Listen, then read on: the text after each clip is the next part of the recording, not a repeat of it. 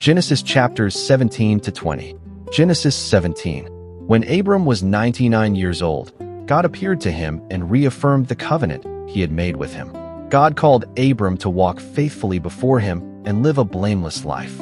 As a sign of this renewed covenant, God changed his name from Abram to Abraham, meaning father of many nations.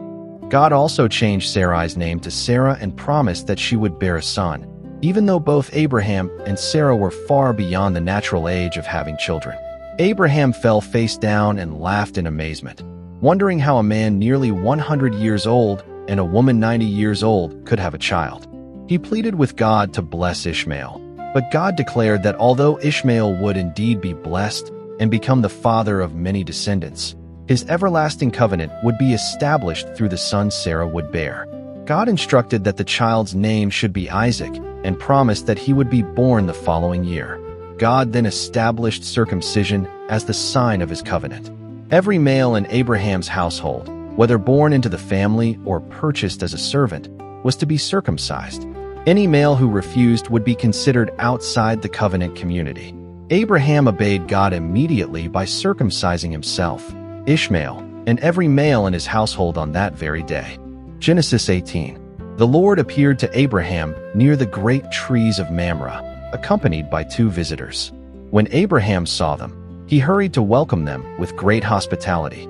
He invited them to rest, washed their feet, and prepared an excellent meal consisting of freshly baked bread, a choice calf, curds, and milk.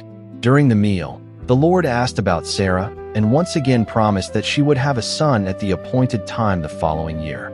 Sarah, listening from inside the tent, laughed quietly to herself because she believed she was too old to bear children. The Lord asked Abraham why Sarah had laughed and reminded them that nothing is too difficult for the Lord.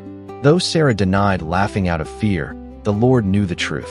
As the visitors prepared to leave for Sodom, the Lord revealed his intention to judge the cities of Sodom and Gomorrah because of their great wickedness. Abraham then stood before the Lord and interceded for the city, asking whether God would destroy the righteous along with the wicked. Beginning with 50 righteous people and gradually reducing the number to 45, 40, 30, 20, and finally 10, Abraham pleaded for mercy.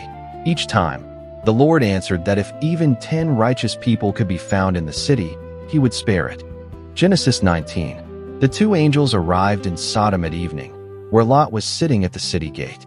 Lot welcomed them into his home and prepared a meal for them. Before they went to sleep, the men of Sodom surrounded the house and demanded that Lot hand over his guests so they could abuse them. Lot tried to protect his visitors, but the crowd became violent.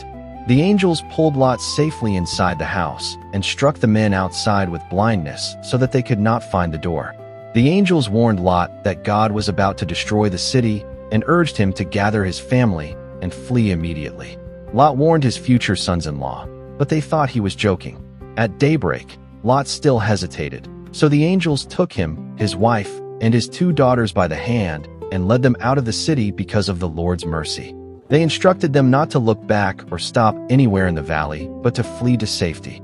After Lot reached the town of Zoar, the Lord rained burning sulfur upon Sodom and Gomorrah, completely destroying the cities, their inhabitants, and the surrounding plain.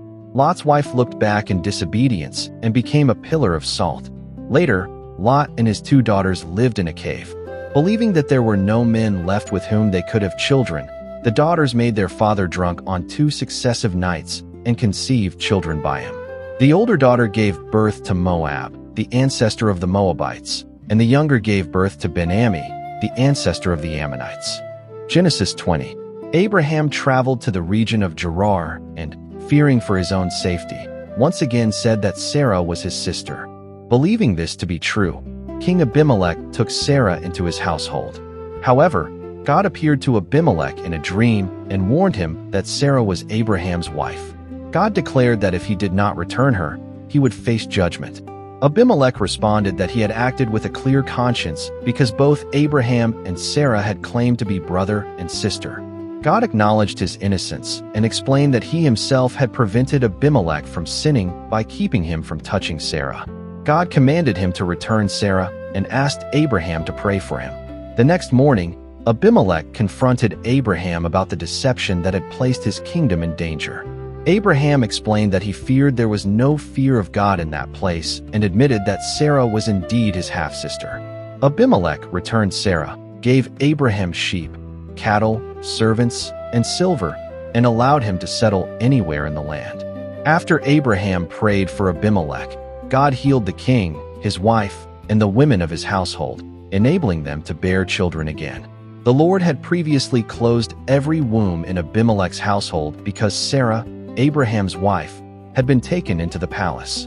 Summary of Genesis 17 to 20.